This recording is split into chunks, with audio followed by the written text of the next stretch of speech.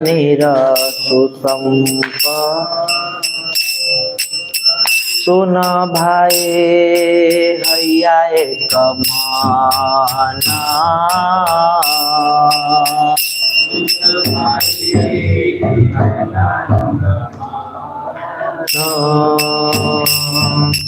ठाकुर वैष्णव पद अवनीर सुसंपद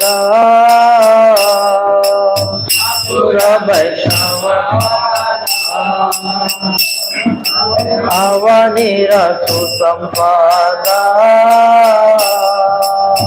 सुन भाई हैया एक माना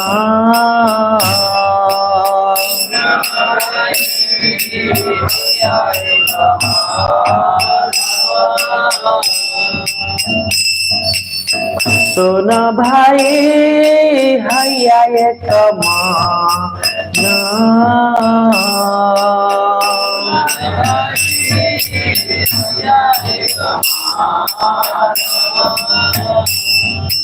आश्रय लइया भजे तारे कृष्ण नाही तजे आश्रय लइया भजे तारे कृष्ण नाही तजे आश्रय लइया भजे तारे कृष्ण नाही तजे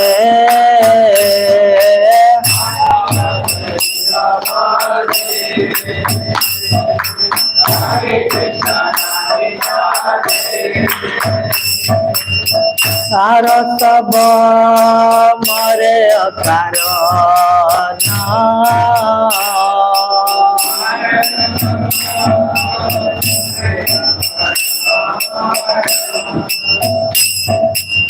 सार सब मरे अकारण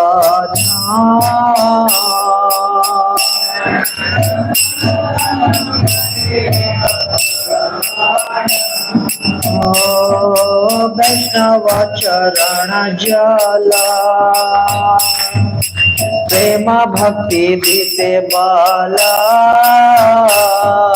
वैष्णव चरण जल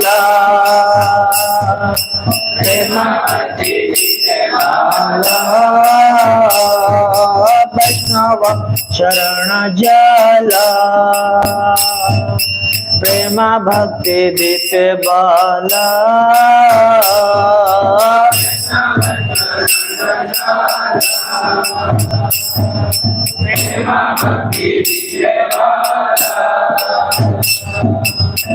आर के हो नहे बलवंत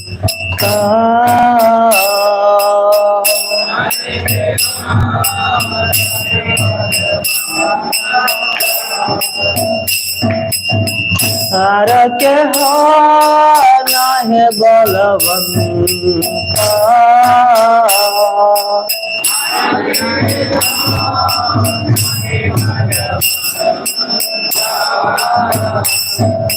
वैष्णव चरण रेणु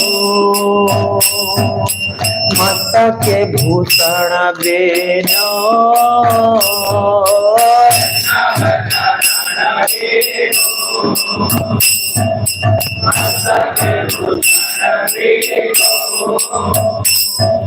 वैष्णव चरण रेणु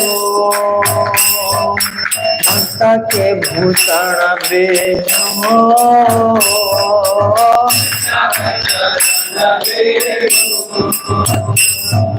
मस्तके भूषण बेनो सार नहीं भूषणेर अंत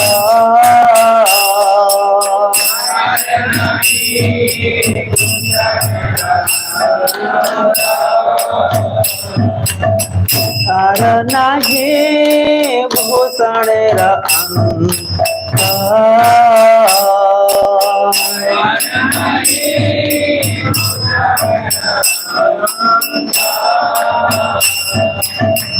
जल पवित्र गुणे लिखिया छे पुराणे तीर्थ जल पवित्र गुणे लिखिया छे पुराणे तीर्थ जल पवित्र गुणे लिखिया छे पुराणे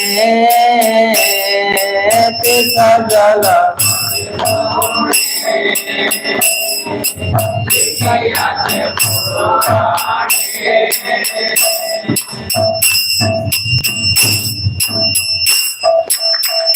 से सब भक्तिर प्रवंच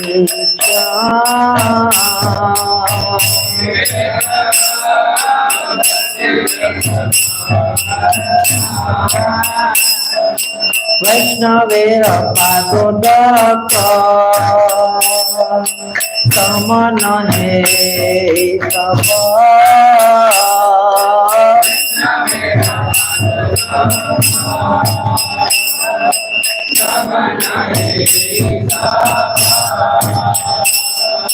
वैष्णवेर पादोदक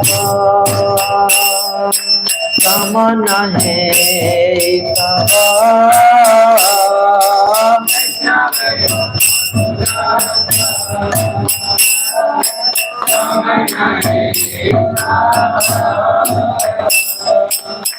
याते है वांछित पुराण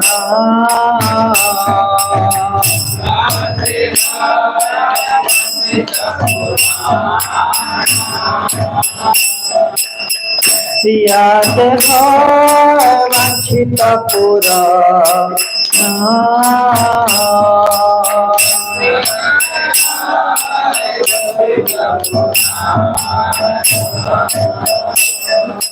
वैष्णव संग से माना आनंदित अनुक्षणा वैष्णव आनंदित अनुक्षणा सदा भय कृष्ण परसंग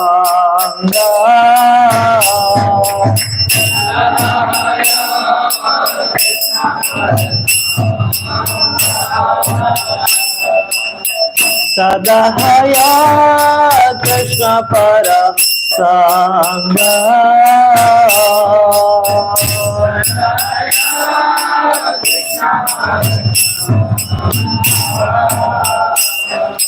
दीन नरोत्तम कांदे प्रिया धैर्य नहीं बांधे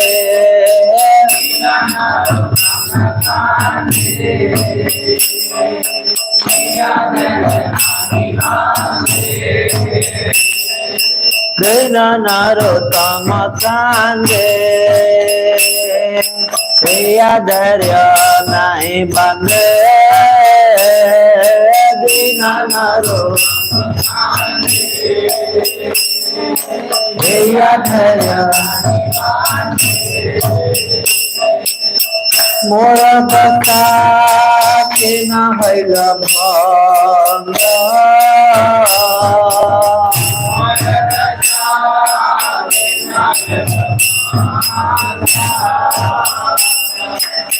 मोर दता के न हईल भंग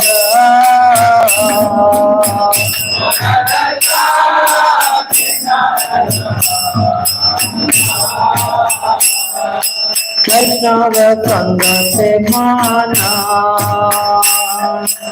आनंदित अनुक्षणा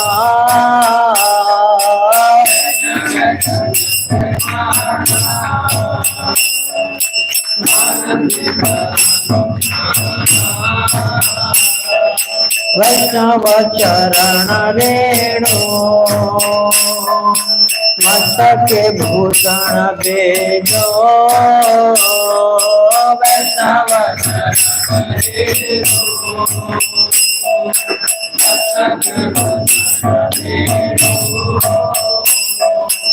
वैष्णव चरण जला प्रेम भक्ति विपे बला वैष्णव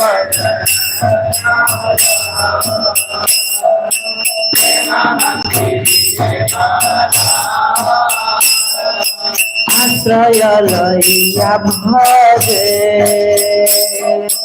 हरे कृष्ण नाही तजे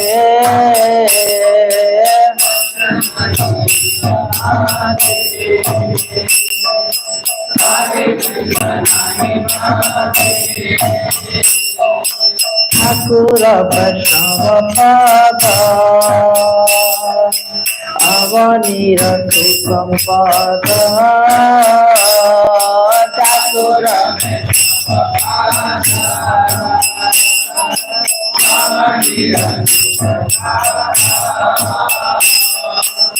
सुन भाई हैया कमाना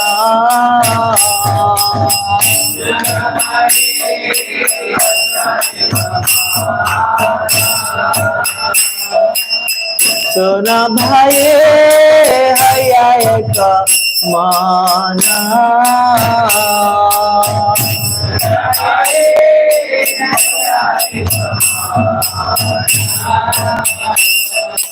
हरे कृष्णा कृष्णा कृष्णा हरे हरे हरे राम राम राम हरे हरे हरे कृष्णा कृष्णा कृष्णा हरे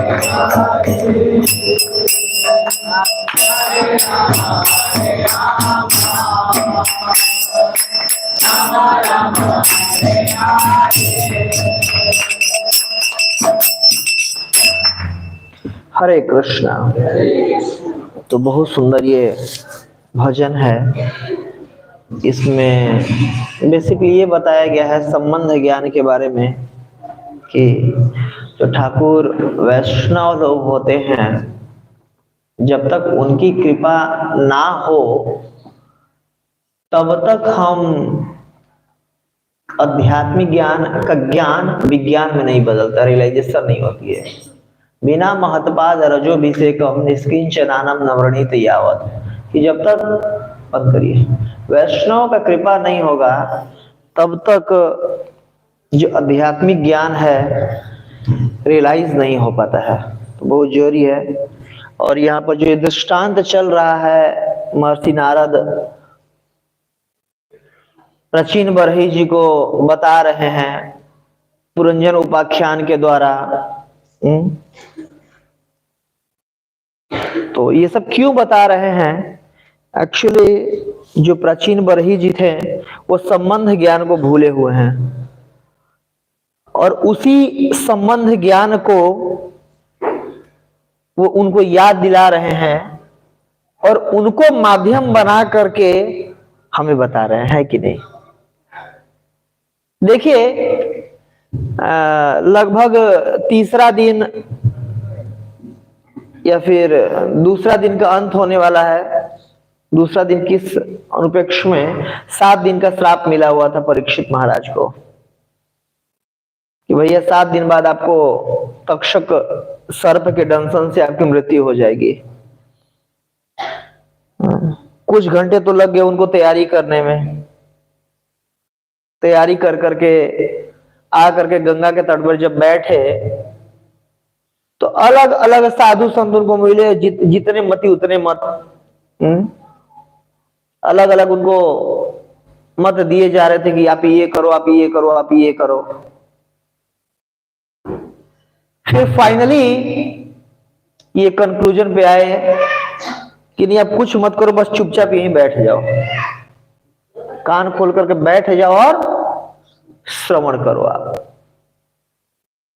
सुखदेव गोस्वामी श्रवण कराने शुरू किए। कीर्तनम के आचार्य बताए जाते हैं। कई बार लगता है हमें कि कीर्तन मतलब बस जो हारमोनियम ढोल मृदंग लेकर के करताल लेके वही बजाना, उसी को कीर्तन कहते हैं? नहीं। कीर्तन दो प्रकार का होता है, तीन: नाम कीर्तन, गुण कीर्तन, लीला कीर्तन। जो हम हरि कीर्तन ऐसे करते हैं मृदंग में, वो नाम कीर्तन होता है। बड़ा गुण कीर्तन भी होता है और लीला कीर्तन भी होता है। तो उन्होंने क्या किया था?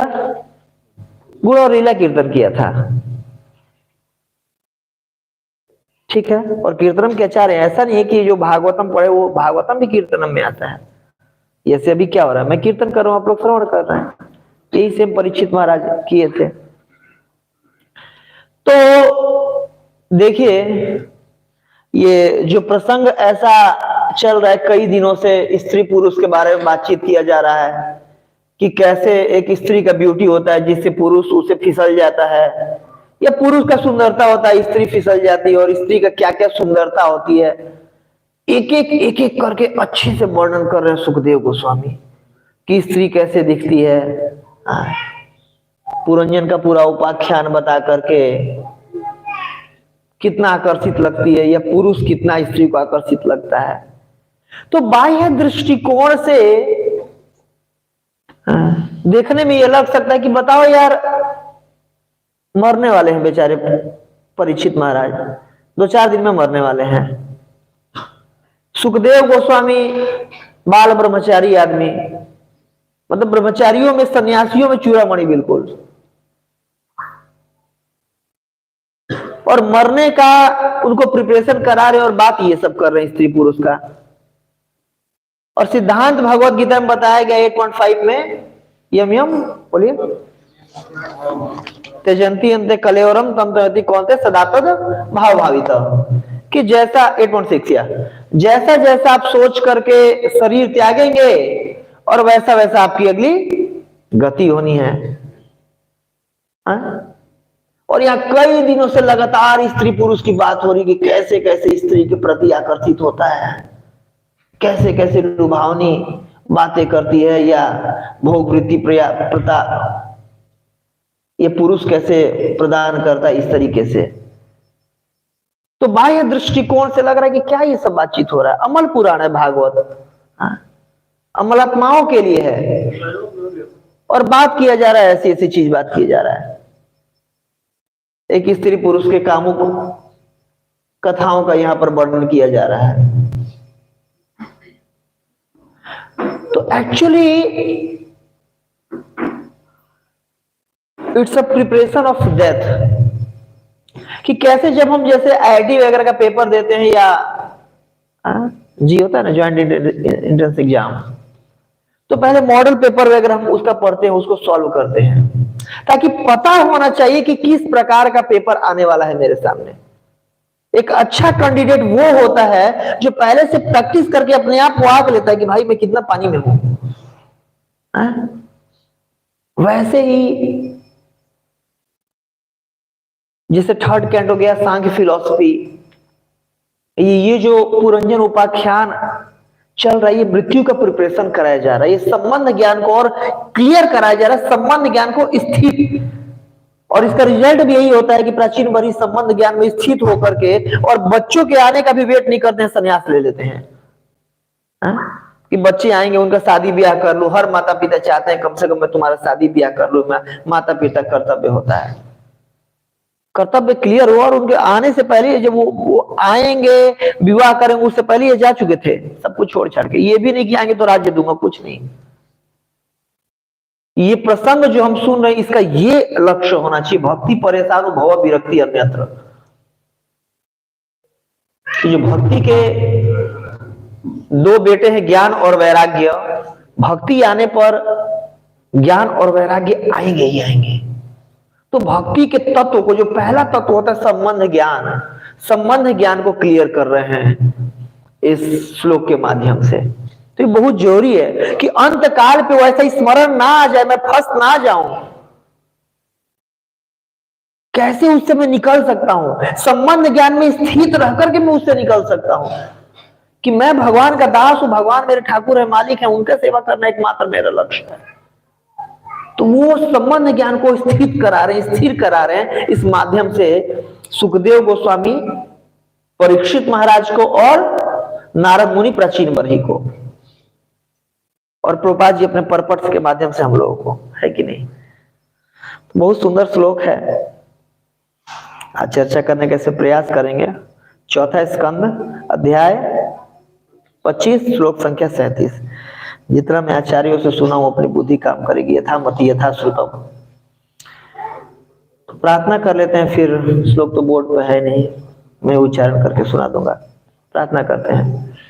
ओम अज्ञानतिमिरन्धस्य ज्ञानाञ्जनशलाकया चक्षुरुन्मीलितं येन तस्मै श्रीगुरवे नमः। श्रीचैतन्यमनोभीष्टं स्थापितं येन भूतले स्वयं रूपा कदा मह्यं ददाति स्वपदान्तिकं। वन्देऽहं श्रीगुरो श्रीयुतापदकमलं श्रीगुरुन् वैष्णवांश्च श्रीरूपं साग्रजातं कृष्णाथामितं तं सजीवं साधवैतं सावधूतं परिजनसहितं कृष्णचैतन्यदेवं श्रीराधा कृष्णपादान् सहगण ललिता श्रीविशाखान्वितांश्च। हे कृष्ण करुणा सिन्धो दीनबन्धो जगत्पते गोपेश गोपिका कान्त राधा कान्त नमस्तुते। तप्त कांचन गौरांगे राधे वृंदावनेश्वरी वृषभानुसुते देवी प्रणमामि हरिप्रिये। वाञ्छाकल्पतरुभ्यश्च कृपा सिन्धुभ्येव च पतितानां पावनेभ्यो वैष्णवेभ्यो नमो नमः। जय श्री कृष्ण चैतन्य प्रभु नित्यानंद श्री अद्वैत गदाधर श्रीवासादि गौर भक्तवृंद। हरे कृष्णा कृष्ण कृष्ण हरे हरे, हरे राम राम राम हरे हरे। नमो विष्णुपादाय कृष्ण पृष्ठाय भूतले श्रीमते भक्ति वेदांत स्वामिनिति नामिने। नमस्ते सरस्वते देवे गौरवाणी प्रचारिणे निर्विशेष शून्यवादे पाश्चात्य देशतारिणे।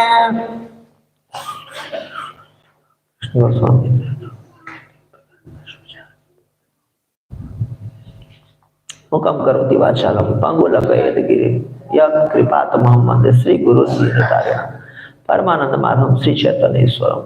गुरु की कृपा से लंगड़ा आदमी पहाड़ डाक सकता है और गूंगा आदमी वाचाल बन सकता है। मैं उसी गुरु की कृपा का याचना करूंगा और समस्त वैष्णव से मैं प्रार्थना करूंगा आशीर्वाद दे कि इस दिव्य प्रसंग पे कुछ चर्चा करने का प्रयास कर सके।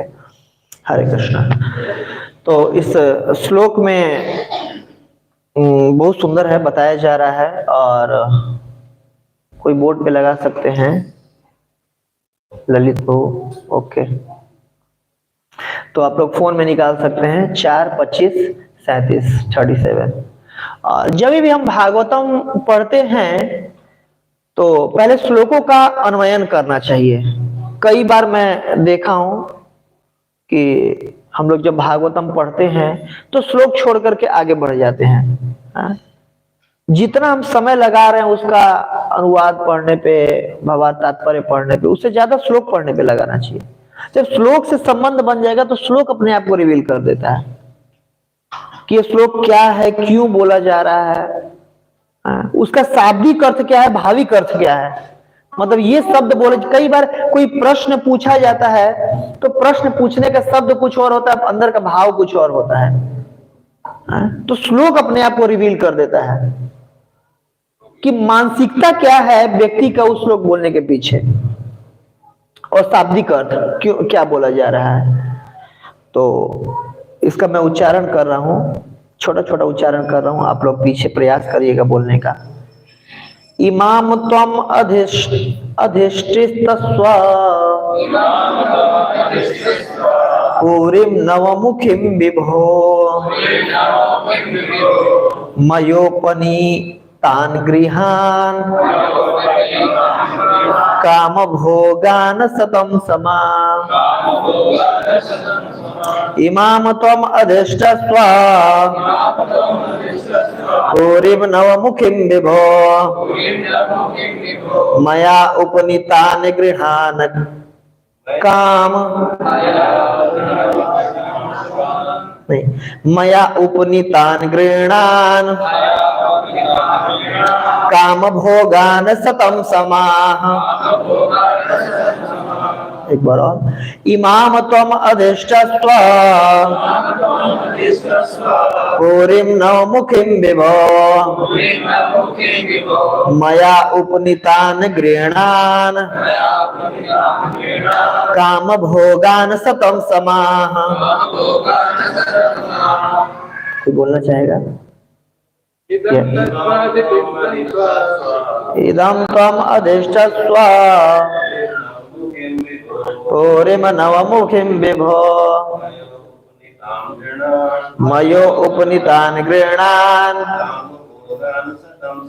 काम भोगान सतम समाह। इमाम त्वम अधिष्ठस्व पुरीं नवमुखीं विभो मयो उपनीतान गृणान काम भोगान सतम समाह। माता जी, इमाम त्वम अधिष्ठस्व पुरीं नवमुखीं विभो मयो पतिनान गृणान काम भोगान सतम समाह। बहुत बहुत धन्यवाद। इमाम, इस, तुम, अधिष्ठस्व, जरा ठहरो, पुरीं, नगरी में, नवमुखीं, नौ द्वार वाली, विभो, हे स्वामी, मया, मेरे द्वारा, उपनीतान, व्यवस्थित, गृणान, ग्रहण करते हुए, काम भोगान, इंद्र तृप्ति की वस्तुएं, सतम, 100, समाह, वर्ष। इसका भावार्थ और तात्पर्य पढ़ूंगा। अभय चरणारविंद अभी भक्तिधाम स्वामी प्रभुपाद जी के द्वारा दिया। जगत प्रभुपाद के इसका भावार्थ इस प्रकार है। हे स्वामी, मैंने तुम्हारे लिए ही 9 द्वार वाली नगरी की व्यवस्था की है, जिससे सभी प्रकार से तुम्हारी इंद्रिय तुष्टि हो सके। तुम यहाँ 100 वर्षों तक रह सकते हो और तुम्हें भोग की सारी सामग्री प्रदान की जाएगी। तात्पर्य बहुत सुंदर प्रभुपाद जी ने दिया है, श्रवण करिएगा। तात्पर्य, धर्मार्थ काम मोक्षाणाम द्वारा संप्राप्ति हेतवः, धर्म अर्थ काम तथा मोक्ष के क्षेत्र में सभी प्रकार की सफलता के कारण स्त्री है। जब पुरुष पत्नी ग्रहण करता है अर्थात विवाह करता है, तो यह माना जाता है कि उसे मोक्ष की दिशा में प्रगति के लिए सहायता मिल रही है।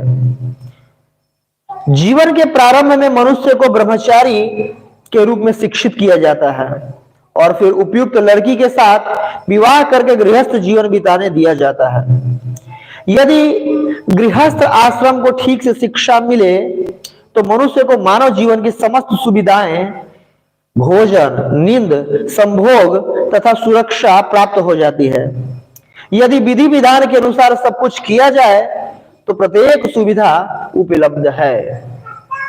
बहुत सुंदर प्रभुपाद ने इसका तात्पर्य दिया है। तो इस श्लोक के दोनों पक्षों पे हम बात करेंगे। पहला, शाब्दिक पक्ष,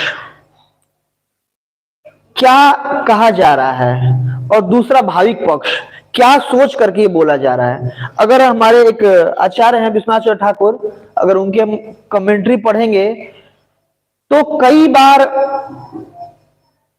अगर भगवत गीता कमेंट्री पढ़ेंगे तो ये बता देते हैं कि क्या सोच के अर्जुन ये प्रश्न किए और क्या कृष्ण उत्तर क्यों दे रही है, ये श्लोक क्यों बोला जा रहा है।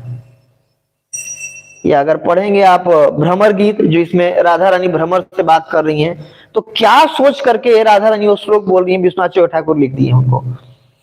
या बेसिकली उसमें जो टीका है, एक रूप गोस्वामी का ग्रंथ उज्ज्वल नीलमणि, उससे प्रभुपाद जी के सेवक लोग दिए हैं। तो हमारे आचार्य लोग ये बता दिया करते हैं कि क्या सोच करके ये श्लोक बोला जा रहा है कि नहीं। तो इसमें कह रही है जो पुरंजन, और इस श्लोक को पुरंजनी बोल रही है। पुरंजनी कौन है? हाँ, पत्नी उसकी। तो पहले मैं इसको श्लोक को समझाने का कोशिश कर रहा हूं कि ध्यान समझने का हम प्रयास करेंगे। अलग अलग योनियों में हम जाते हैं, अलग अलग कार्य करते हैं। और मन क्या है? मन एक स्टोर हाउस है। हर तरह के कार्य और उस कार्य का जैसा अनुभूति हुआ है हमें, वो अनुभूति इसमें स्टोर रहता है। हाँ? और मन बार बार यही चाहता है कि जो कार्य करने में पीछे मजा आया है उसी कार्य को किया जाए ताकि दोबारा मजा आए। क्यों? क्योंकि जो आत्मा का स्वरूप है, जिससे हमारी मैन्युफैक्चरिंग हुई है, जो वेदांत सूत्र है 1-2-22, आनंदमय अभ्यासात, जो आत्मा का स्वरूप है, हमेशा हम आनंद में रहना चाहते हैं। प्रति क्षण प्रत्येक जीव प्रत्येक कार्य इसलिए करता है ताकि उसको आनंद की प्राप्ति हो पाए। तो आप श्लोक को बोर्ड पे लगाइए।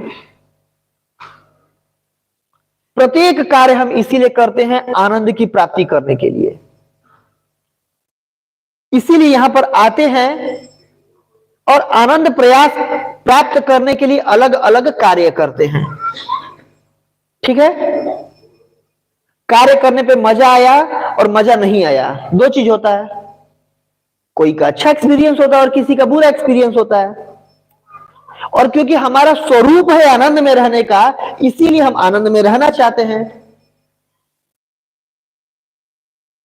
तो मन आनंद खोजते रहता है। और बुद्धि का क्या कार्य है? बुद्धि का जो निर्माण हुआ है वो रजोगुण से, रजोगुण और काल तत्व के मिलने से हुआ है। सतोगुण और काल तत्व के मिलने से मन तत्व का निर्माण हुआ है। सतोगुण का कार्य है मेंटेन रखना, इसीलिए मन का कार्य है मेंटेन रखना अवस्था स्थिति को। और बुद्धि का कार्य क्योंकि रजोगुण से बनी होती है प्लानिंग करना, तो मन सोचता है कि ओ ऐसे आनंद मिल सकता है, तो बुद्धि उसके लिए प्लानिंग करती है, या ये कार्य करके मैं इस आनंद को प्राप्त करूंगा। समझ में आ रहा है? तो यहां पर ये जो श्लोक पुरंजनी, और पुरंजनी कौन है इस उपाख्यान में? बुद्धि है।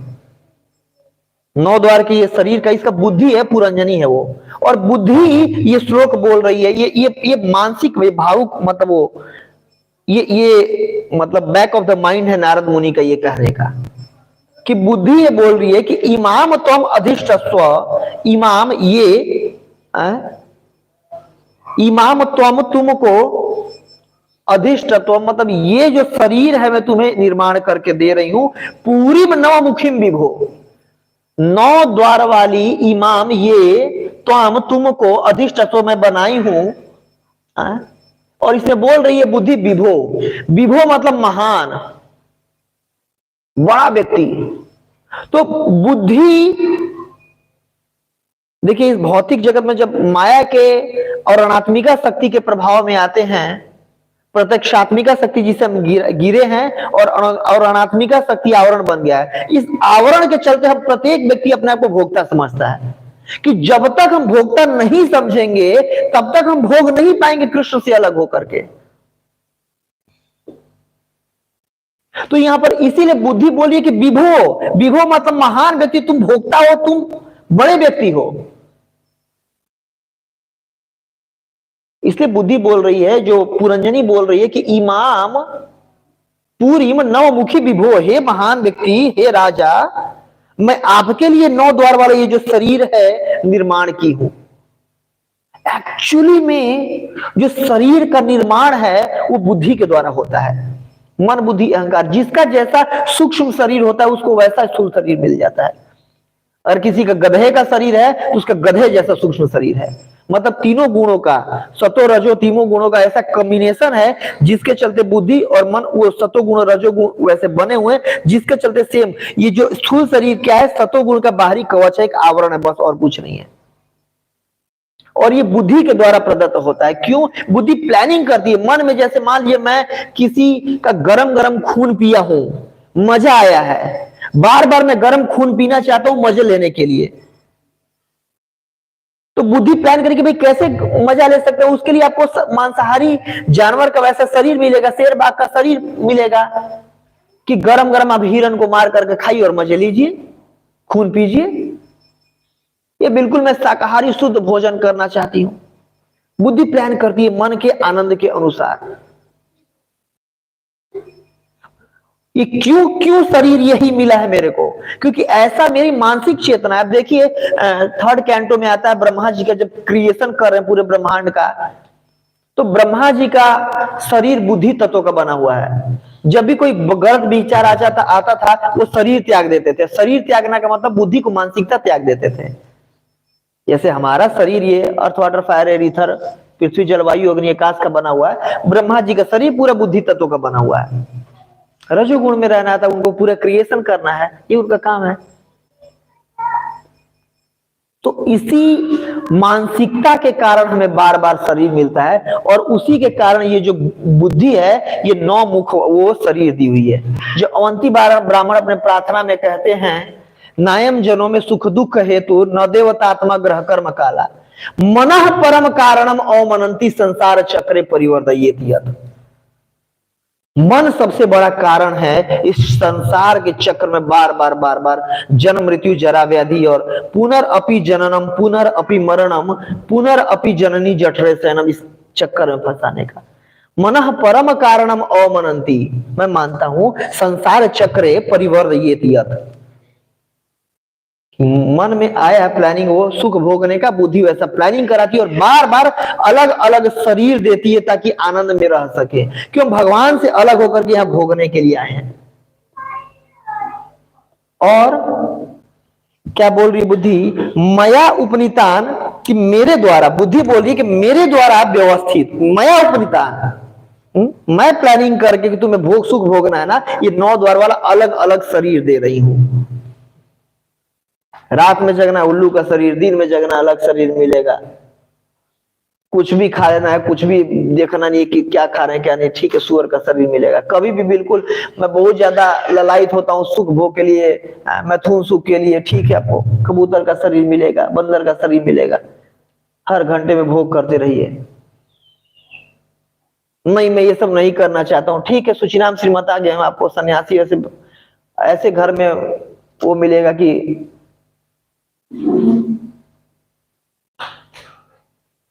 तो ये बुद्धि शरीर दिलाती है।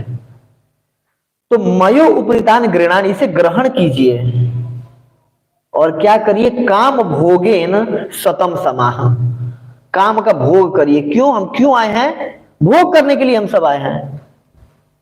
हम सब भगवान से अलग होकर के खुद को मालिक बनकर के भोग के लिए आए हैं, इसलिए भोग करने के लिए शरीर मिली हुई है। और कितना? सताम समाह, 100 सालों के लिए। प्रत्येक जीव का उम्र जो होता है वो 100 साल का होता है। चींटी मच्छर भाग उनको काल की गणना अलग अलग होती है, वो अलग कंपोनेंट है। जो सूर्य लोक का जो ध्रुव है उसके काल की गणना प्रत्येक जीव के लिए अलग अलग होती है। बट एक मच्छर का भी उनको, क्योंकि मच्छर वैसे खून चूस के मजा लेना चाहता है, ठीक है, उसको मच्छर का शरीर 100 साल के लिए मिला है। और बुद्धि प्रदान करिए काम भोगने, किसके लिए? काम भोगने के लिए, अलग अलग कामनाओं को भोगन करने के लिए, अलग अलग इच्छाओं को भोगने के लिए। क्यों? आनंद लेने के लिए। क्यों? इसी के लिए हम आए यहां पर। तो ये पुरंजनी कह रही है, पुरंजन से मतलब हमारी बुद्धि कह रही है हमें भोगो, आनंद लो। तो देखिए अब ये अपने उसके अनुसार अब मिल गया, अब क्या कर सकते हैं? शरीर मिल गया, समझ में आया कैसे शरीर मिला, क्यों मिला? तो शरीर मिल गया तो अलग अलग गुणों से हमारे शरीर का निर्माण होता है। सतोगुण, रजोगुण, 3 गुण। जैसे माताएं चोटी बांधती है ना बाल में, एक मान लीजिए चोटी सतोगुण का, एक रजोगुण का, एक बाल तमोगुण का, और तीनों को ऐसे गूंथ करके होता है, आप लोग देखे होंगे। और उन तीनों का, सतोगुण रजो का एक कॉम्बिनेशन, दूसरा कॉम्बिनेशन और तीसरा कॉम्बिनेशन, उन तीनों को गूंथ करके मिला दीजिए, 9 हो गया। और उन 9 का ऐसे गूंथ करके, जैसे मोटी रस्सी होती है ऐसे गूंथ करके बनी होती है, 27 हो गया, फिर 27, 27, 27, 3 का कर लिए 81, ऐसे पता नहीं कितने गुणों का हमारा कॉम्बिनेशन ऐसे बना हुआ है, और उन सारे गुणों का कॉम्बिनेशन करके ये शरीर मिला हुआ है। तो अब मनुष्य का जीवन मिल गया हमें, तो आगे की बात करते हैं अब। तो इसीलिए अब कैसे निकले यहां से, उसके लिए वर्णाश्रम की व्यवस्था किया गया है। किसका? हाँ, वर्णाश्रम का। देखिए, वर्णाश्रम कोई बहुत अच्छा चीज नहीं है, बट अब फंस चुके हैं तो निकले कैसे, तो इसके लिए चीज बनाया गया है। हालांकि जो शुद्ध भक्ति उस वर्णाश्रम के ऊपर की चीज है। भक्ति सिद्धांत और ठाकुर जी महाराज जब भी किसी को दीक्षा देते थे, तो जो बीड बैग था ये व्हाइट कलर का देते थे, सैफरन कलर का नहीं देते थे किसी ब्रह्मचारी और सन्यासी को भी, कि जो भजन है ये तीनों उससे ऊपर है, ये रंगों में नहीं बन सकता है। तो निश्चित रूप से शुद्ध भक्ति वर्णाश्रम से ऊपर है। हमारे आचार्य देखिए, सठ गोस्वामी वगैरह व्हाइट कपड़ों में थे, बाबा जी वेश धारण करते थे, सन्यास नहीं लिए हैं। पर हंस का लेबल, ये जो सन्यास भी वर्णाश्रम में आता है। बट क्योंकि अब तीनों गुणों से बंधे हुए हैं और इतना ज्यादा जकड़े हुए हैं, जैसे भगवान 3:27 में कह रहे हैं, प्रकृति क्रियमाणानि गुणे कर्माणि सर्वशः अहंकार विमूढ़ आत्मकर्ता अहमिति मन्यते। अपने आप को हम कर्ता मान करके हर क्षण बैठे रहते हैं। क्यों? अपने आप को विभो मानते हैं, हम मालिक मानते हैं, ठाकुर मानते हैं। और प्रत्येक कार्य किससे हो रहा है? प्रकृति के 3 गुणों के द्वारा हो रहा है। सर्वाणी बोल रहे हैं भगवान, गुण कर्माणी, सब कुछ हो रहा है। और मूर्खता बस अहंकार विमूढ़ आत्मा, विमूढ़, मूढ़ मतलब बेवकूफ, गधा, विमूढ़ विशेष रूप से मैन्युफैक्चर गधा, मूर्ख, सब कुछ अपने आप को कर्ता मानते हैं, बट प्रकृति के गुण एक्चुअली में सब करते हैं। उसी से पूरे गुणों से शरीर मिला हुआ है। प्रत्येक चीज जिसको हम देख सकते हैं, सब तीनों गुणों से बना हुआ है। तुलसी महारानी, ये तो विशुद्ध सत्व की है। या प्रत्येक, जैसे अगर शेर, भालू, मतलब जानवरों में देख लिए, तीनों गुणों से, शेर वगैरह राजसिक गुण वाले, गाय वगैरह सात्विक गुण वाले, कई सारे तामसिक गुण वाले जानवर होते हैं। प्रत्येक में यही वर्गीकरण है, और प्रत्येक जानवर या प्रत्येक जीव अपने गुणों और कर्मों के अनुसार कार्य करता है। इसीलिए वर्णाश्रम की स्थापना किया गया है। चतुष्वर्ण मया सृष्टम गुण कर्म विभाग, गुण और कर्मों के आधार पर। क्यों? क्योंकि जैसे प्रकृति के गुण हैं, वैसे कर्म करेगा ही करेगा। हम बिल्कुल बंधे हुए, हम दिख नहीं रहे, बस दिख रहे कि हाथ पैर खुले हुए, लेकिन पूरा तीनों गुणों से हम बंधे हुए, प्रत्येक जीव। तो इसीलिए बनाया गया, पहले वर्ण बनाया गया। गुण कर्मों के आधार पर कैसे बनाया गया कि कई लोग होते हैं उसमें सतोगुण की प्रधानता होती है। अपने पीछे से वो इकट्ठे करते हैं, उसके अनुसार ये सात्विक शरीर मिला है, सतोगुण की प्रधानता वाला शरीर मिला है, अपने पीछे के गुणों के कारण। तो जैसे ब्राह्मण वर्ग सतोगुण में नॉर्मली स्थित होते हैं, और उनके फिर कार्य भी गुणों के आधार पे होंगे। पठन पाठन यजन याजन दान प्रतिग्रह ब्रह्म कर्म स्वभावजम, कार्य ही उसके ऐसे होंगे। अब कोई बिल्कुल तमोगुण में, बिल्कुल उसका शरीर है, मन है, और उसको बोल दीजिए भाई साहब सुनो, कहां माया में फंसे हुए हो, सुबह 3 बजे उठना चाहिए, 3:48 से ब्रह्म मुहूर्त चालू होता है, नहा धो के भजन करना चाहिए, सततम कीर्तन तो करना चाहिए। अब बिल्कुल, और बिल्कुल ऐसा तमोगुण का उसका मन शरीर है कि उठते ही जब तक सिगरेट नहीं पिएगा, बीड़ी नहीं पिएगा, तब तक फ्रेश नहीं होने जा सकता वो। कई होते हैं ट्रेन में, आप लोग देखते होंगे, बेड टी चाय पिएंगे, ऐसे करके 9 बजे उठने का आदत है।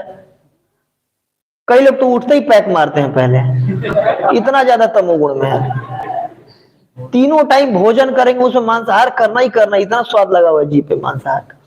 अब उनको हम बोल देंगे नहीं सवेरे 4 बजे उठना चाहिए, कहाँ ये सब अवैध संबंध, मांसाहार स्वीकार करेगा वो व्यक्ति? कर ही नहीं सकता, उसे हो ही नहीं सकता है। देखिए, हमारे जीवन में भी होता है, कई बार हम कई चीज करने का सोचते हैं बट कर नहीं पाते हैं। क्यों? वैसा हमारा साइकोफिजिकल नेचर नहीं रहता है। कई सुन करके लेक्चर बिल्कुल फैसला दें, कल से 3 बजे उठूंगा। मैं भी कई बार फंस रहता हूँ। पहले सुबह 3 से 4 पढ़ाई करूंगा, स्टडी करूंगा, फिर कुछ माला करूंगा, फिर मंगलाती जाऊंगा। वो पता नहीं, अलग अलग गुणों शरीर मिला हुआ है। तो इसलिए ब्राह्मण वर्ग क्यों आवश्यकता पड़ी एक्चुअली वर्णाश्रम का, ये समझने की बात है। उसका लक्ष्य क्या है, उस पर फिर हम चर्चा करेंगे। तो ब्राह्मण वर्ग वो अपने वर्ण से कार्य करेगा ही करेगा, उसी टाइप का पठन पाठन यजन याजन दान प्रतीक उसको करने में वही अच्छा लगेगा। इसलिए जब अर्जुन कह रहे थे मैं अभी जा रहा हूं जंगल में भिक्षा मांगे खा लूंगा, इनको मार के नहीं खाऊंगा, मैं इनको नहीं मारूंगा। तो भगवान बोल रहे भाई साहब रुक जाओ, जंगल जाओगे वहां भी जाके 2-4 को मारोगे तुम, क्यों तुम्हारा स्वभाव है क्षत्रिय वाला। वहां पता चला 2-4 साधुओं को, तो स्वभाव के अनुसार कर्म करेंगे ही करेंगे। इसके लिए वर्ण की स्थापना किया गया, भगवान ने स्वयं किया। भगवान बोला मैं सृष्टम। तो ब्राह्मण हो गए। फिर क्षत्रिय, क्षत्रिय में रजोगुण प्रधान सतोगुण होता है, सतोगुण भी होता है और रजोगुण प्रधान होता है। इनको क्या अपने उसके अनुसार गुणों के अनुसार रूल करना, शासन करना, युद्ध चरण अपलायन, युद्ध में भागना नहीं, शौर्यता शांति, इसका गुण होता है इनका। कई लोग होते हैं लड़ाई होते ही चट से गोली हो जाते हैं।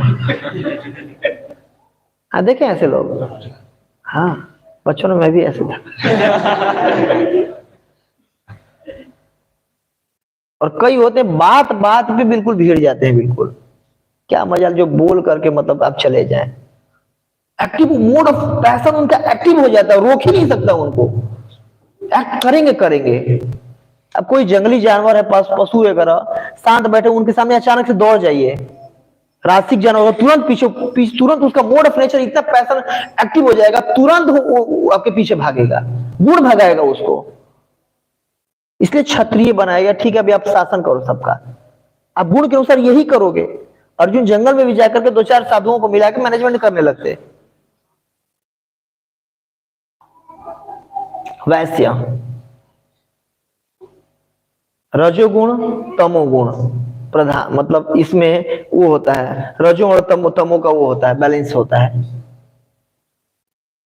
सतोगुण कम मात्रा में, तमोगुण कम मात्रा में, रजोगुण मतलब लगभग बैलेंसिंग होता है। इसलिए कृषि गोरक्षा वाणिज्यम वैश्य कर्म स्वभाव, उनको टैलेंट देता है, कृषि करो, गोरक्षा करो, वाणिज्य करो, इन सब के लिए इसकी जरूरत होती है। और फिर शूद्र, शूद्र में मतलब उसमें तमोगुण प्रधान, तमोगुण प्रधान, तो वो एक्ट भी करेंगे अपने गुणों के अनुसार ही। इसलिए वर्णों की रचना किया गया है, भगवान ने स्वयं किया है। और ये हर जगह है, हर आपको इंस्टीट्यूशन में मिलेगा, हर वर्ण में, पेड़ों में सतोगुण रजोगुण तमोगुण मिलेगा, जानवरों में मिलेगा, लोगों में मिलेगा, भारत में, पाकिस्तान में, अफगानिस्तान में, हर जगह मिलेगा ये चीज। ये जीव मात्र में है ये। भले हम अपने को नहीं मान रहे कि नहीं मैं क्षत्रिय नहीं हूं, मैं ब्राह्मण नहीं हूं, मैं वैश्य शूद्र नहीं हूं, लेकिन आप हैं, और उसी के अनुसार आदमी एक्ट करता है। तो इसीलिए शूद्र को ये दिया गया ठीक है आप हर वर्ण की सेवा करके अपना जीविकोपार्जन करो। जैसे आज के डेट में, जैसे पहले समय में ये होता था, जो ब्राह्मण का बच्चा है वो नॉर्मली बचपन से कॉन्फिडेंट होता था कि भाई साहब मैं 4 जन जा करके अपना जजमनिका चला करके पूजा पाठ करा करके रोजी रोटी कमा लूंगा, दिक्कत नहीं होगी रोजी रोटी की। क्षत्रिय व्यक्ति बचपन से उसको ये ट्रेन कर दिया जाता था कि कैसे 2-4 लोगों को आर्मी में जाकर, सैनिक में जाकर के, आज देखिए राइफल रेजिमेंट, गोरखा रेजिमेंट, ये सब क्षत्रिय होते हैं। जो टॉप मोस्ट जो आप इंडिया का आरपीएफ है, नहीं क्या है, BSF, border security force, Rajputana rifles, ये तो सब टॉप 3 है ना, ये सब क्षत्रिय वही जाते हैं उसमें। अब किसी को ऐसा नहीं लेके बॉर्डर पर कर दो भाई साहब, अगर ब्राह्मण का नेचर है युद्ध होगा तो भागेगा ही भागेगा वो। हाँ मानसिक वो बर्दाश्त कर सकता है कष्ट, शारीरिक कष्ट नहीं बर्दाश्त कर सकता है। और कई होते हैं उनका बात बात में खून उबल जाता है, वो शांत नहीं बैठ सकते हैं, आप कुछ बोल देंगे नहीं शांत बैठ सकते हैं। विश्वामित्र जब महाराज गादी के पुत्र थे, ब्रह्मर्षि बनने चले, तो क्योंकि वो उनका क्षत्रिय का खून था, तो हम ईगो पे ले लेते थे बात को। और फिर 4 वर्ण, ये तो हो गया, ये वर्ण हो गया। फिर आश्रम का फिर स्थापना करना पड़ा। क्यों? 4 आश्रम। पहला ब्रह्मचारी, जैसे कहते हैं जन्मना जायते शूद्र संस्कार भवेद विजय वेद पढ़ेत भवेद मित्र ब्रह्म जानाति इति ब्राह्मण। जन्म से सब लोग शूद्र होते हैं, हम सब जन्म से वो इग्नोरेंस में हम पैदा होते हैं, जन्मना जायते शूद्र। तो ये आश्रम सबसे पहले कि ब्रह्मचारी का ट्रेनिंग दिया जाता था सबको। जैसे ब्राह्मण के लिए क्या था, पहले ब्रह्मचारी आश्रम में रहिए, ब्रह्मचर्य का पालन करिए, दोबारा फिर गृहस्थ में जाइए, ऑप्शनल था। गृहस्थ आश्रम ऑप्शनल था ब्राह्मण के लिए। अब जा सकते हैं, नहीं तो फिर वानप्रस्थ और फिर संन्यास लीजिए, डायरेक्ट ब्रह्मचारी से फिर संन्यास लीजिए। क्षत्रिय के लिए जाइए गुरुकुल में ब्रह्मचर्य का ट्रेनिंग करिए, फिर आइए विवाह कीजिए। आप कुछ बहुत रेयर केस में आप मतलब सॉरी वानप्रस्थ में जा सकते हैं, नहीं तो डायरेक्ट आप फिर विवाह करिए। तो होता था ब्रह्मचारी आश्रम, गृहस्थ आश्रम, और फिर आप सब कुछ से निवृत्त होकर के वानप्रस्थ ले सकते हैं। जैसे आप जितने क्षत्रिय राजाएं देखते हैं भागवत में, ये वानप्रस्थ ले लेते थे लास्ट में। जितने राजर्षि हुए वानप्रस्थ लेते थे, संन्यास नहीं लेते थे ये सब। क्षत्रियों को वानप्रस्थ तक, क्यों? रजोगुण प्रधान है ना, इतना आसानी से नहीं जाता। वैश्य आप गुरुकुल में जाइए, ब्रह्मचारी आश्रम का पालन कीजिए, फिर जाकर के विवाह कीजिए, और फिर वैवाहिक जीवन में, गृहस्थ जीवन में रहिए। और शूद्र के लिए सिर्फ एक आश्रम, गृहस्थ आश्रम, क्योंकि गृहस्थ आश्रम सबसे सेफ आश्रम है, सबसे सुरक्षित आश्रम है गृहस्थ आश्रम। इसीलिए ब्रह्मा जी जब विवाह नहीं कर रहे थे प्रियोत महाराज, तो उनको आकर के बोले देखो बेटा विवाह करो तुम, क्योंकि जो गृहस्थ आश्रम है वो एक किला के समान है, और किला में रह करके जब कोई राजा युद्ध करता है तो जीतने का बहुत ज्यादा संभावना होता है। सेफ है, सिक्योर है। क्योंकि ऐसा नहीं है कि सब ब्रह्मचर्य आश्रम का पालन करके जीवन और ब्रह्मचारी रह जाएंगे, आसान नहीं है, नेचुरली आसान नहीं है ये।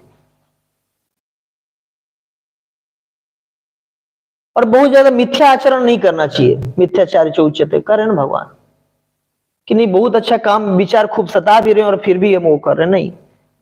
गुरु के आज्ञा से बचपन में जैसे जाते थे बच्चे, फिर जाकर के विवाह करते थे। एक बार मेरी सर्वाधिक प्रभु से बात हो रही थी, प्रभु जी बताते कि brahmachari actually brahmachari are born, brahmacharis are born.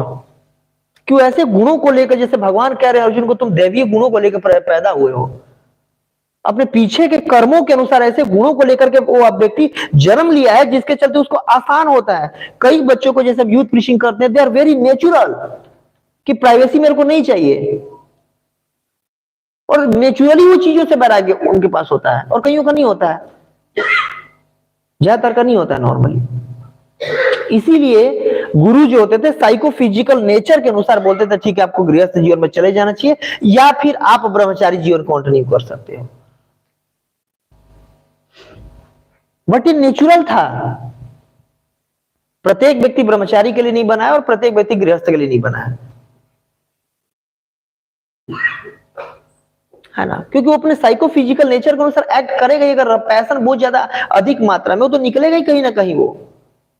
तो इसीलिए नॉर्मली वैवाहिक जीवन का इसमें बहुत सुंदर बात है, जब पुरुष पत्नी ग्रहण करता है तो यह माना जाता है कि उसे मोक्ष की दिशा में प्रगति करने के लिए सहायता मिल रही है।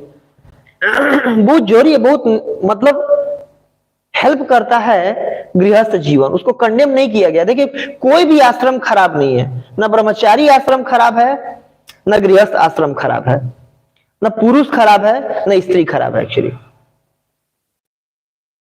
मेरे लिए जैसे कोई मान लो किसी को टीबी हो रखा, बोले अरे कैंसर की दवा अच्छी बेकार है, कोई कैंसर वाला कह रहा है बुखार की दवा बेकार है, नहीं भैया, किसी के लिए वो दवा सूटेबल है, किसी के लिए ये दवा सूटेबल है।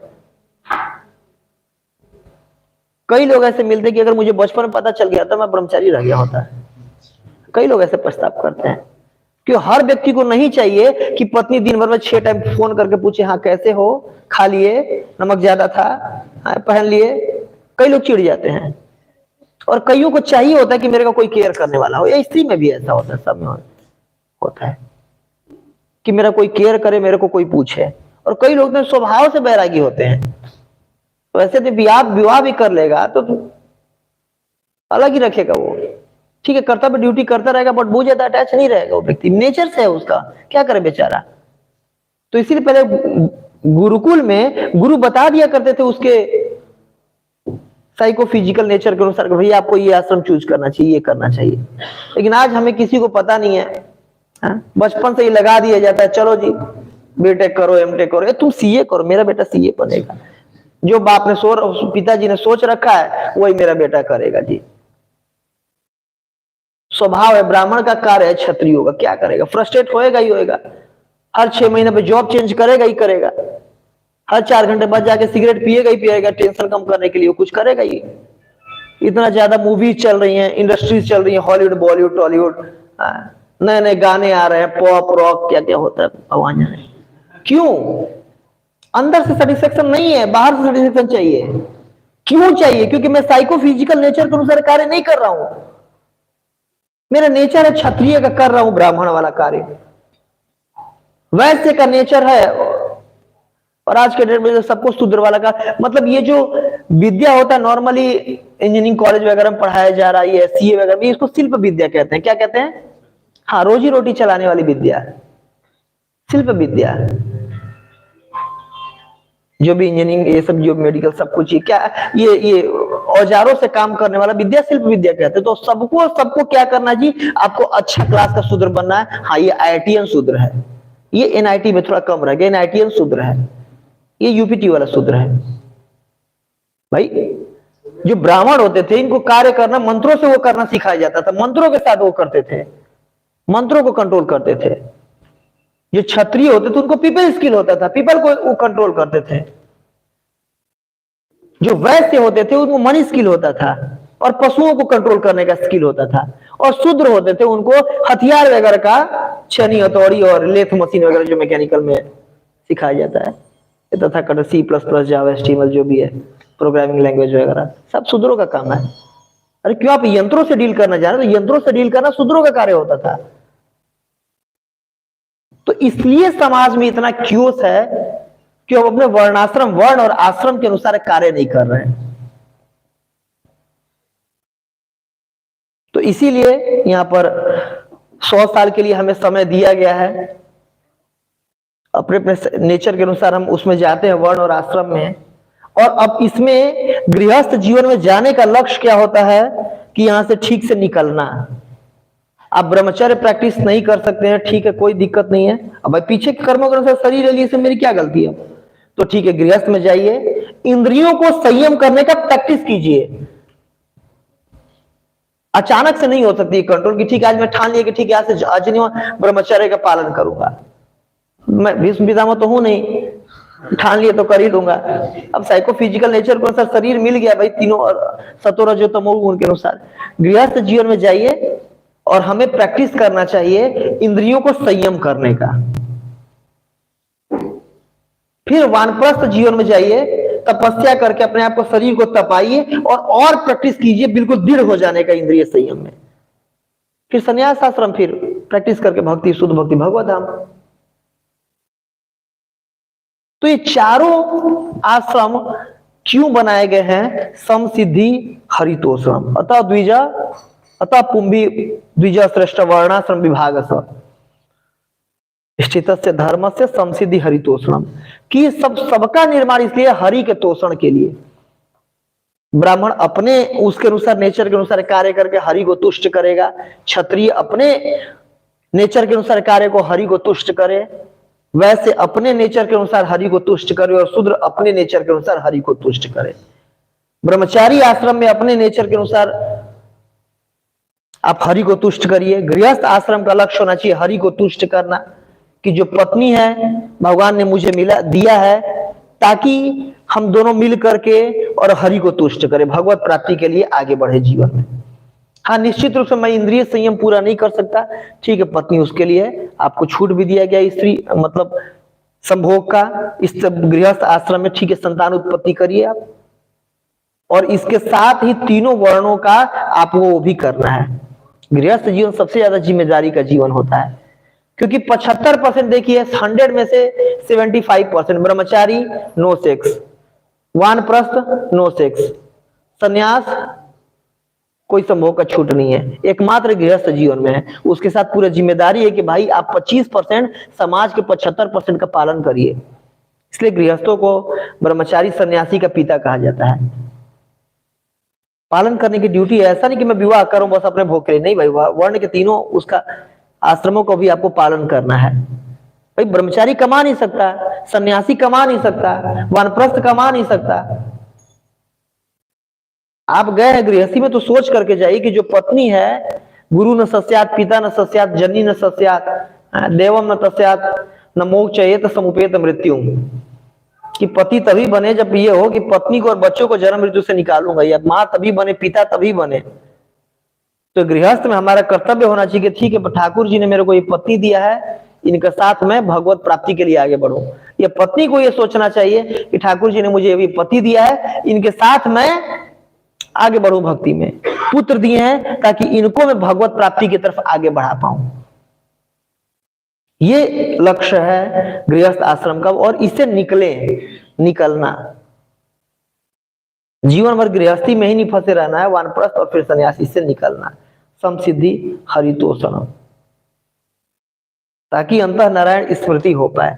तो अतएव ये सब बनाया गया है, चारों वर्ण और चारों आश्रम। नहीं तो ये जो कहा गया है यहाँ पर ना, शतम समाह, 100 साल दिया गया हम सबको।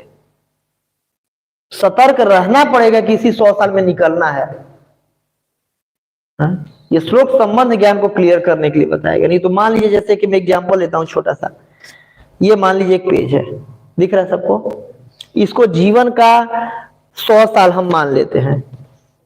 एक रियलिटी बस बताने के लिए प्रहलाद महाराज भागवतम के 7वें स्कंद में बताए हैं। ये मेरे कोई बात नहीं है, प्रहलाद महाराज का मैं कॉपी पेस्ट कर रहा हूं।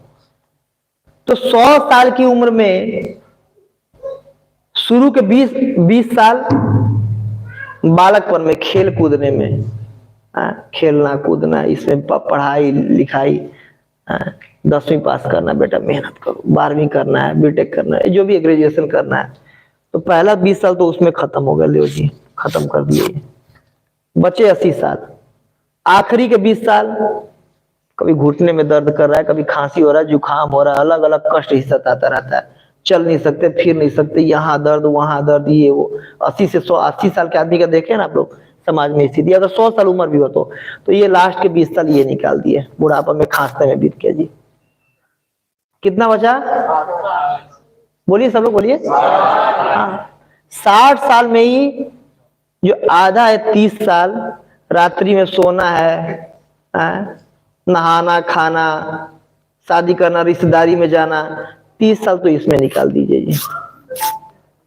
ये बचा 30 साल जीवन। और इसी 30 साल में अब आपको नौकरी भी करना है, सब कुछ करना है, घर परिवार चलाना है, संतान चलाना है, सब कुछ इसी में करना है। उठना है, काज इसका वो हो गया, ऐसे करके धीरे धीरे एक एक करके सब खत्म हो जाता है, जीरो। प्रहलाद महाराज बता रहे हैं कि ऐसे करके जीरो हो जाता है, पता भी नहीं चलता है। और मिला हुआ ये क्या? एतावन जन साफल्यम देहि योगाभ्याम स्वधर्म परिनिष्ठया जन्म लाभ पर पुंसाम अंतः नारायण स्मृति।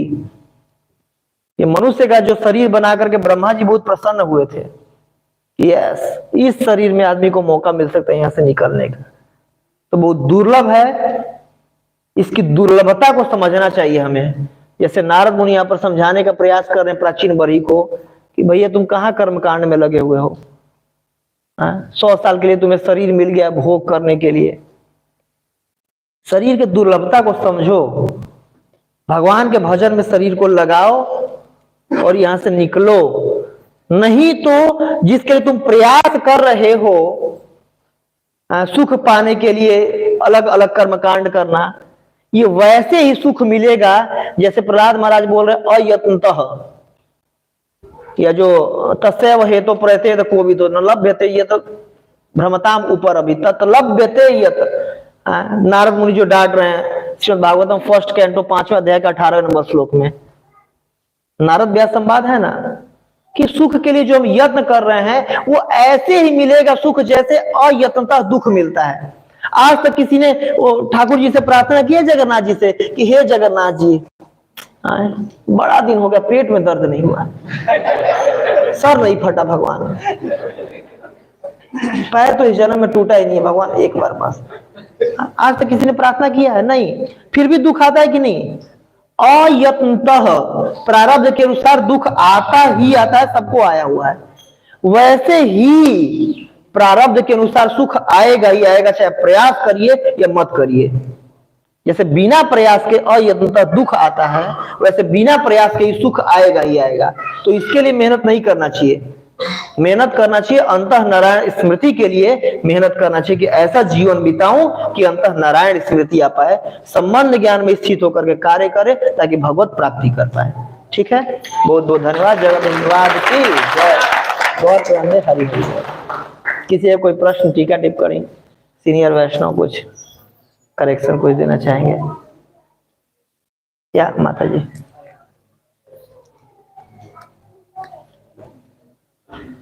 देखिए, मैं बहुत कम समय में ट्राई किया था। कल एक सीनियर वैष्णव का लेक्चर था, कैंसिल हो गया था। रात में बहुत थक गया था, मैं अपना नाम डाल के सो गया था। सवेरे सवेरे पढ़ा तो जो मेरी मति काम की। यस माता जी। हाँ जी। जैसे अभी पुरंजन और पुरंजनी का आख्यान हम सुन रहे हैं जी माता जी। तो आपने बताया कि पुरंजनी होती है, तो पुरंजन कौन? पुरंजन, पूर नौ द्वाही का ये पुरंजन जो बताया गया, ये जो शरीर है, जैसे वो जीवात्मा जो अपने आप को ये शरीर मान रखा है आत्मा, लेकिन अभी हमारे स्थिति में हम अपने आप को आत्मा नहीं मानते हैं ना माता जी। अपने आप को हम क्या मानते हैं? शरीर, और शरीर से रिलेटेड अपने को चीजों को अपना मानते हैं। जो 5 तरह का मोह ब्रह्मा जी ने बनाया था, मोह, महामोह, तमस, तामरिस और अंध तामरिस, इसके चलते इससे अपने आप की पहचान करते हैं। है तो ऐसे आत्मा, लेकिन देहात्म बुद्धि वाला आत्मा, ये एक्चुअली पुरंजन है। ठीक है। तो दूसरा प्रश्न और है कि आपने शूद्रों के लिए जो बताया है, शूद्र का सिर्फ दर्शन होना चाहिए और उनके लिए वानप्रस्थ और वो क्या कारण है? माता जी, ये मनु संहिता में एक्चुअली वर्णन आता है, और इससे लग सकता है कई लोग कि अच्छा, जो मतलब मैं शूद्र हूं तो मैं भगवत प्राप्ति नहीं कर सकता, मैं कुछ नहीं कर सकता क्या? इसी के आधार पर बहुत ज्यादा जो जातिवाद चली थी, फिर राम मोहन राय, कौन जाति धर्म का वो, हाँ, इन्होंने तो सती प्रथा का किया था, जो भी है, हाँ, जो आर्य समाज वगैरह ये किए थे, इसी के हाँ, नहीं, दयानंद सरस्वती, विवेकानंद सरस्वती नहीं, तो ये जो हुए थे एक्चुअली, देखिए कि आप बोल रही हैं शूद्रों को विवाह करने मात्र से ना माता जी, स्त्री को पुरुष के पुण्य कर्म का आधा फल मिल जाता है। पुरुष को स्त्री के पाप का नहीं मिलता, मतलब अगर स्त्री जो पाप करती है, पुरुष को उसका आधा लेना पड़ता है। पुरुष जो पाप करता है उसका स्त्री को नहीं लेना पड़ता है, और पुरुष जो भी पुण्य करता है उसका आधा पत्नी को मिलता है विवाह करने मात्र से।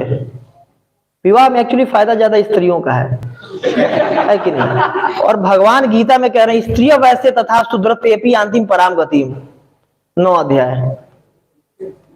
तो यहां पर स्त्रियों की तुलना शूद्र से नॉर्मली की जाता है।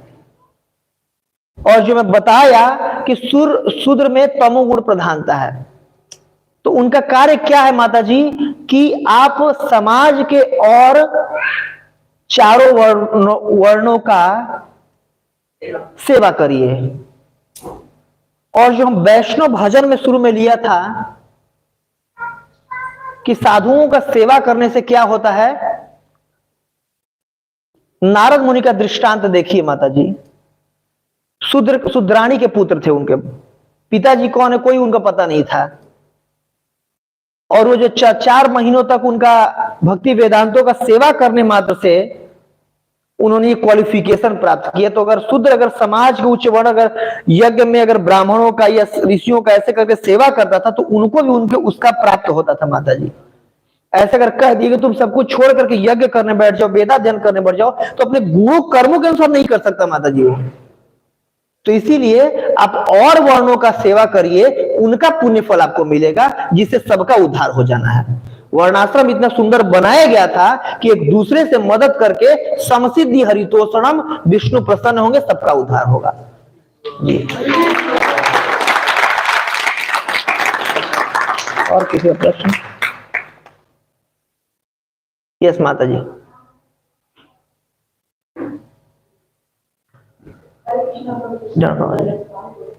अभी आपने जो प्रकृति के बारे में चोटी का उदाहरण दिया है ना, उससे जो तीन चीजें बताए थे, थोड़ा सा एक बार।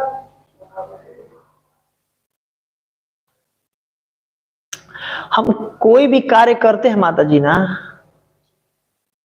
जैसे कोई जीवात्मा पहली बार जब इस भौतिक जगत में आता है, उसको ब्रह्मा का पोष दिया जाता है, योनि दिया जाता है, सबसे सर्वोत्कृष्ट। कि हम भोग अलग अलग से स्वतंत्र होकर के वो विलास करने आए हैं ना, तो ब्रह्मा के उस पे तो अलग अलग गुणों के अनुसार कार्य करते हैं। और जो कार्य करते हैं माता जी, अब आपको कर्मा साइकिल समझाना पड़ेगा। अपराध फलम पापम कूटम बीजम फलोर्मुखम, कर्मा साइकिल होता है ये। तो उसका संस्कार बनता है, गुणों के अनुसार कार्य करने पे संस्कार। तो अलग अलग कार्य किए, अलग अलग संस्कार बन के जैसे किसी में भी ऐसा नहीं है कि हम तीनों गुणों से बने हैं जी, तो बिल्कुल 33% सतोगुण, 33% रजोगुण, 33% तमोगुण, ऐसा नहीं होता है माता जी। अलग अलग गुणों का, इसमें कुछ परसेंट सतोगुण, कुछ परसेंट। अब भगवत गीता 16वां अध्याय पढ़िए तो उसमें ये बताता है कि कभी कभी सतोगुण रजो और तमो को हरा करके प्रधान हो जाता है, कभी कभी रजोगुण तमो और सतो को हरा के प्रधान हो जाता है। ये गुणों का सम्मिश्रण है, बहुत ज्यादा कॉम्प्लिकेशन है। और प्रत्येक चीज ब्रह्मांड में तीनों गुण से बनी हुई माता जी।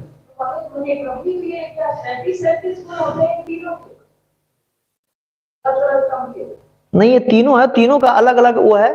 3 का कॉम्बिनेशन बन के 3 3 9 बन गया, 9 का कॉम्बिनेशन बन गया 27, फिर 81, 343, ये जो भी आगे कैलकुलेशन कर लीजिए। ऐसे अलग अलग जितने जन्म होते आए हैं, इतना ज्यादा पड़ गए हैं तीनों गुणों के उस पे आधार पर। इसलिए भगवान अर्जुन को मना किया, देखो आप गुणों से इतना बंधे हुए भैया कि ऐसा नहीं तुम जा करके जंगल में आप वो कर पाओगे, नहीं, गुणों से बंधे हुए और गुणों के अनुसार ही कर्म करेंगे। इसलिए वर्णाश्रम बनाया गया। आप क्षत्रिय धर्म में हो, क्षत्रिय का धर्म होता है युद्धे च अपनाना, कि युद्ध में भागना नहीं, शौर्यता दिखाना। और आप यहाँ पर शौर्यता दिखा करके मेरा सेवा करो। आप अर्जुन लड़ करके भगवान का सेवा किए थे। तो हम जिस आश्रम में हैं, देखिए छोटा हरदास संन्यास आश्रम में थे, मानसिक चिंतन कर लिए किसी स्त्री का, भगवान ने उनको चैतन्य महाप्रभु रिजेक्ट कर दिया था, है कि नहीं। शिवानंद सेन गृहस्थ आश्रम में थे, जब उनको बच्चा पैदा होता था भगवान बहुत खुश होते थे, कुछ गिफ्ट देते थे। बच्चा जब होता था उसको गोदी में लेते थे, अपना अंगूठा बच्चे के मुंह में दे दिए थे वो करने को। महाप्रभु जो बोल रहे थे कि पूरा मेरा पुण्य कर्म रह गया। और वही बाद में आगे चल के कवि कर्णफूल पूरा जो गौर गौ देश देविका का रचना किया। तो उनको पता भाई गृहस्थ जीवन में गया है, सेक्स किया हुआ तब जाके बच्चा पैदा हुआ होगा, बिना संभोग के तो नहीं होगा। और भगवान बोल रहे हैं कि धर्म विरुद्ध भूतेषु काम उसमें भरतस्व, कि धर्म के जो विरुद्ध काम है वो मैं हूं। तो अपने गुणों के अनुसार अलग अलग कार्य करें माता जी, सत्य का पालन करें। भगवान को भी पता है कि हम किस गुण में हैं और क्या कर सकते हैं, है कि नहीं। ठीक है, धन्यवाद। जगत गुरु श्री प्रभुपाद के जय। और प्रणाम दे। हरि हरि बोल। हरे कृष्णा कृष्णा कृष्णा हरे हरे, हरे राम श्री प्रभुपाद की जय।